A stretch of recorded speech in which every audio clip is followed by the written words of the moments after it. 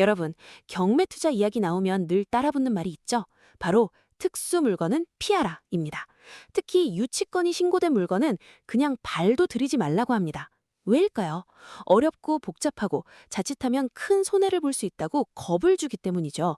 학원에서도 주변에서도 이렇게 말하니 지레 겁먹고 포기하는 분들이 정말 많습니다. 하지만 현실은 어떨까요? 이 겁나는 특수 물건, 특히 유치권 물건에 진짜 고수익의 기회가 숨어 있다는 사실 알고 계셨나요? 오늘은 이 유치권이라는 지뢰를 밟지 않고 오히려 황금으로 만드는 실전 전략을 시원하게 파헤쳐드리겠습니다. 절대 피하지 마세요. 오늘 이 영상 하나로 유치권 완전 정복하고 위기를 기회로 바꾸는 방법을 알려드릴 겁니다. 자, 그럼 유치권이 정확히 뭔지부터 짚어봐야겠죠? 쉽게 말해 유치권은 타인의 물건을 합법적으로 점유하면서 내 채권을 받을 때까지 넘겨주지 않을 권리입니다. 여러분, 내 돈 들여 굳혀놓은 집에 집주인이 돈을 안 주면 그 집 문을 잠그고 버틸 수 있는 권리라고 생각하시면 돼요. 그런데 이 유치권이 성립하려면 딱 두 가지 핵심 조건이 필요해요. 첫째, 그 물건에 대해 직접 발생한 채권이어야 하고 변제기가 도래해야 합니다. 예를 들어 빌려준 돈을 못 받았다고 전혀 상관없는 다른 물건을 잡아둘 수는 없다는 거죠. 둘째, 유치권 발생을 막는 특약, 즉 원상복구 약정 같은 게 없어야 합니다. 이 두 가지가 충족되지 않으면 아무리 유치권이라고 주장해도 법적으로는 인정받기 어렵다는 뜻입니다. 여러분, 유치권이 왜 그렇게 경매 투자자들 사이에서 숨은 폭탄으로 불릴까요? 바로 등기부등본에 나타나지 않는다는 점 때문입니다.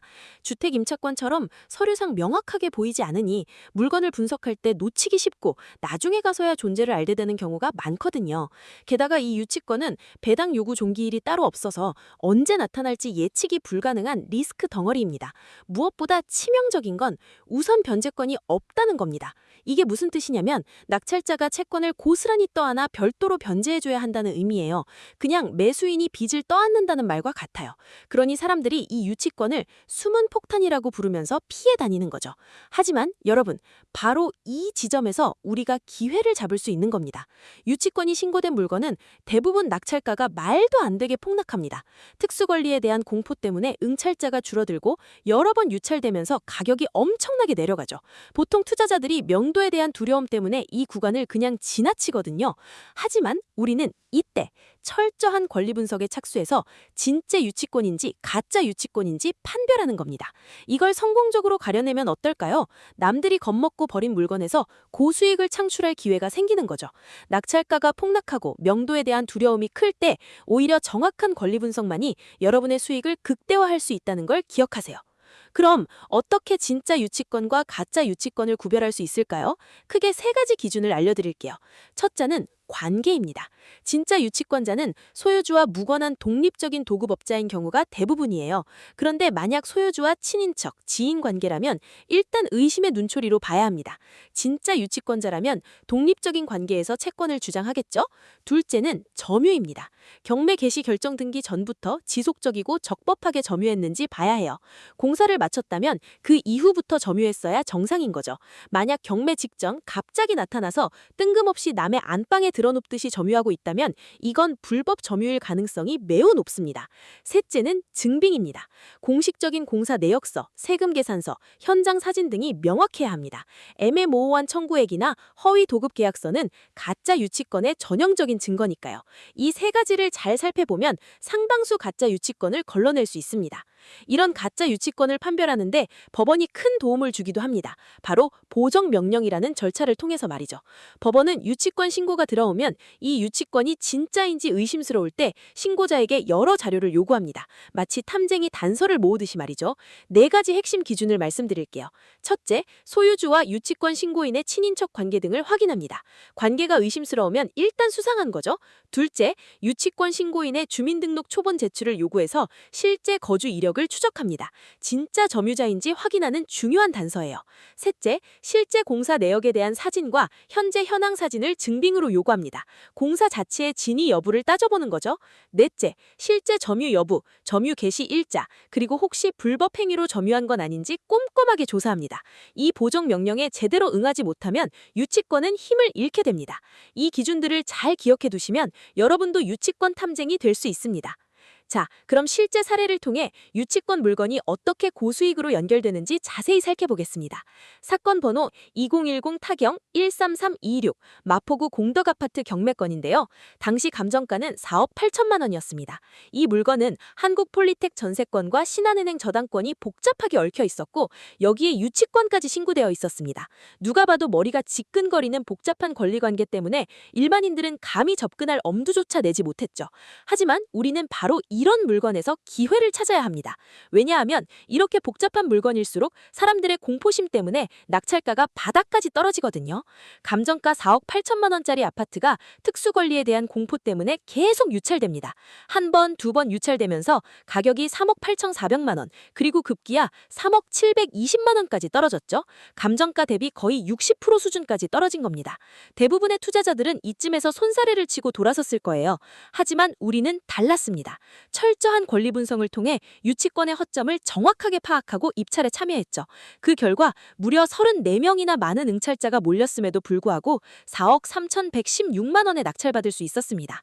이 금액은 감정가 대비 89.8%에 달하는 엄청난 수익 구간을 확보한 것이나 마찬가지입니다. 여러분, 공포는 이렇게 큰 수익을 가져다주는 기회라는 겁니다. 다만 그 기회를 알아보는 눈과 분석 능력이 필요한 거죠. 자, 이제 낙찰까지 받았다면 그 다음은 명도라는 산을 넘어야 하는데요. 이 명도 과정에서 많은 분들이 또 한 번 어려움을 겪으시는데요. 가장 좋은 명도는 바로 소송 전 협상으로 끝내는 것입니다. 소송으로 가면 시간과 비용이 너무 많이 들고 정신적으로도 피폐해질 수 있거든요. 낙찰을 받고 대금을 납부한 후에는 점유자와 바로 협상을 시작해야 합니다. 부드럽게 대화하되 우리가 법적으로 유리한 위치에 있다는 것을 명확하게 전달해야 하죠.